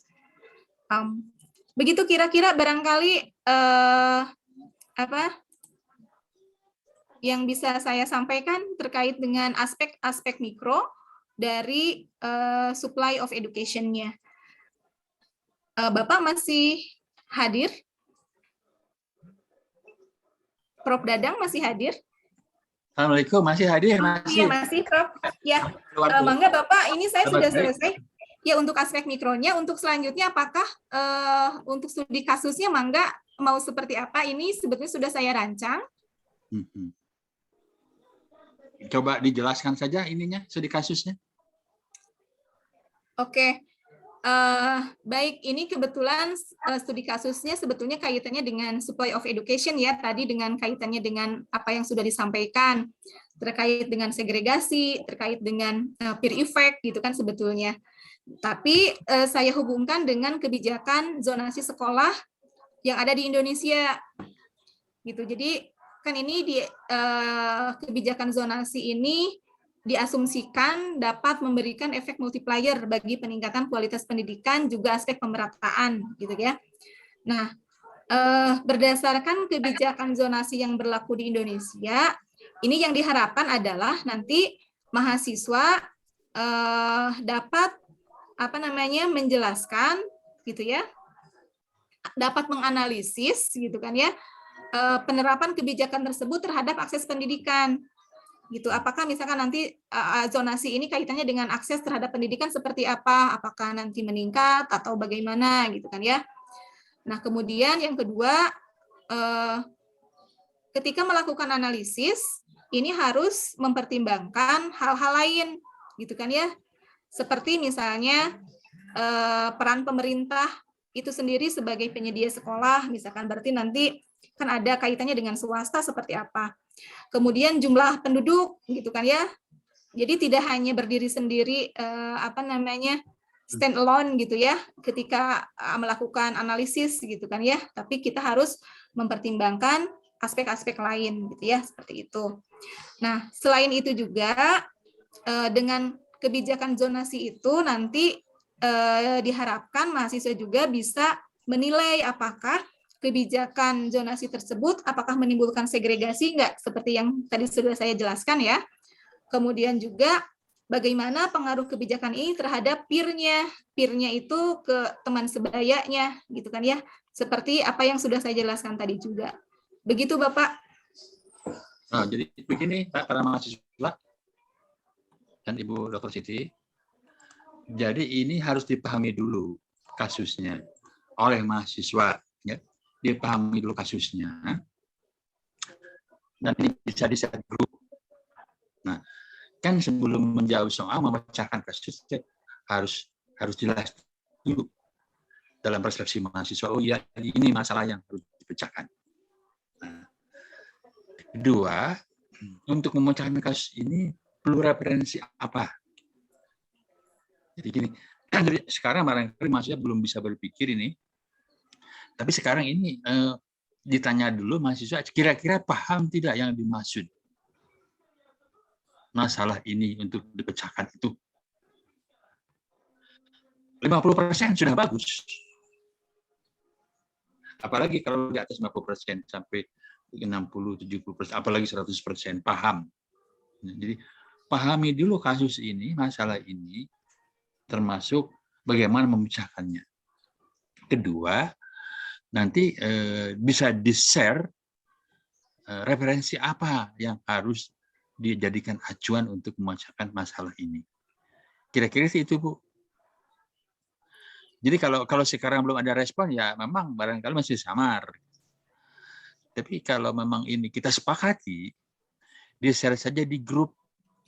Apakah di grup atau kalau untuk diskusinya di grup. Tapi kalau untuk kasusnya kan di spot, Bu. Kan itu ya, penugasan. Nah, bagaimana bagusnya lah. Saya ingin dengar respon mahasiswa dulu bagaimana.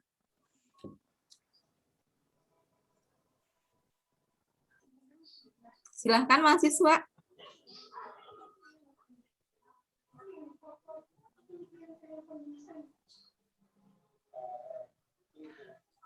Ya, kalau memang belum bisa respon, tugas di-share di-upload di spot. Kalau ini diskusikan di WA group saja, Bu. Iya, Mungkin. Pak. Nah, didiskusikan di WA group dulu, sebetulnya paham tidak mahasiswa ini terhadap tugasnya. Dan nanti Ibu share juga ininya, referensinya untuk memecahkan kasus ini. Gitu. Kan mula begini. Apakah paham? Tidak mahasiswa kebijakan zonasi sekolah. Nah, itu dah kan begitu. Apakah ada referensi tentang zonasi? Kan gitu, Bu. Kira-kira seperti itu dulu yang ringan-ringannya gitu lah. Nah. Bagaimana mahasiswa? Setuju nih?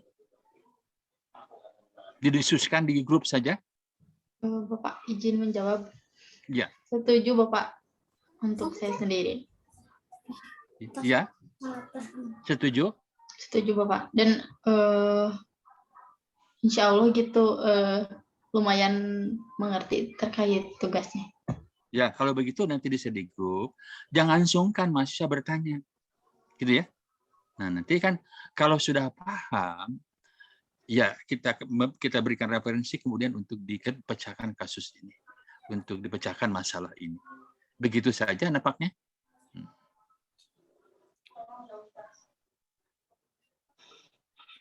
Ada lagi yang bertanya?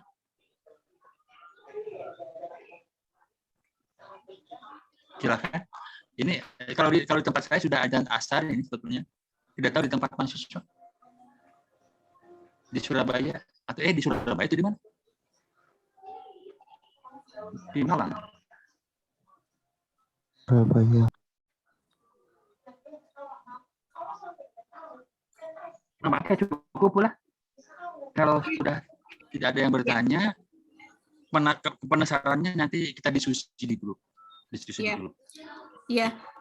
Iya Pak, karena memang untuk zonasi kan sebetulnya sudah lama diberlakukan ya, jadi sudah banyak literatur yang membahas zonasi juga, gitu kan ya, baik dari aspek ekonomi ataupun misalkan dari aspek pendidikannya, gitu kan ya. Gitu hanya saja mungkin nanti dikaitkan dengan apa yang sudah kita bahas hari ini, kaitannya dengan tadi segregasi, apakah betul nggak ada segregasi nggak sih dengan zonasi, kan di sekat tuh berdasarkan wilayah tertentu gitu kan ya, nanti coba Anda analisis gitu kan, seperti itu. Kaitannya juga dengan tadi peer-nya, apakah ada stratifikasi nggak sih di peer-nya gitu kan ya, apakah kebijakan zonasi itu akan mengkhususkan siswa tertentu dengan kemampuan tertentu enggak sih di situ kan gitu ya, bisa dipahami seperti itu. Oke ya. Baiklah. Saya kira kalau untuk teori mungkin Anda bisa baca salah satu buku ekonomi pendidikan ya. Bukunya dari Daniel Cecchi ya. Di situ saya mengambil materi dari situ ya untuk supply of education-nya dari Daniel Cecchi. Begitu juga sebetulnya dengan yang kemarin permintaan pendidikan, saya ngambil materi dari situ gitu ya. Jadi Anda bisa membaca dari bukunya Daniel Cecchi, ya, Economics of Education. Kalau ada soft copy-nya bisa di-share, Bu, ya? Bisa ada. Dicari, Pak. Bisa dicari mahasiswa. Iya. Oh, bisa, gampang, ya? sangat gampang. Gampang ya. Mahasiswa bisa searching lah, ahlinya searching. Ya, gampang Pak sekarang mau Pak. Ya. Sudah dikasih tahu ya caranya. Iya. Baik. Nah, baik, mahasiswa kira-kira cukup ya pertemuan minggu hari ini? Iya, Pak. Baiklah kalau gitu para mahasiswa, kita sudah di penghujung acara ya. Mudah-mudahan mahasiswa memahami apa yang tadi disampaikan, yang disarankan oleh Ibu Siti Farah. Kita akan diskusi lah selanjutnya di grup. Baik para mahasiswa, kita akhiri perkuliahan ini. Kalau ada sumur di ladang para mahasiswa, mungkin kita bisa menumpang mandi.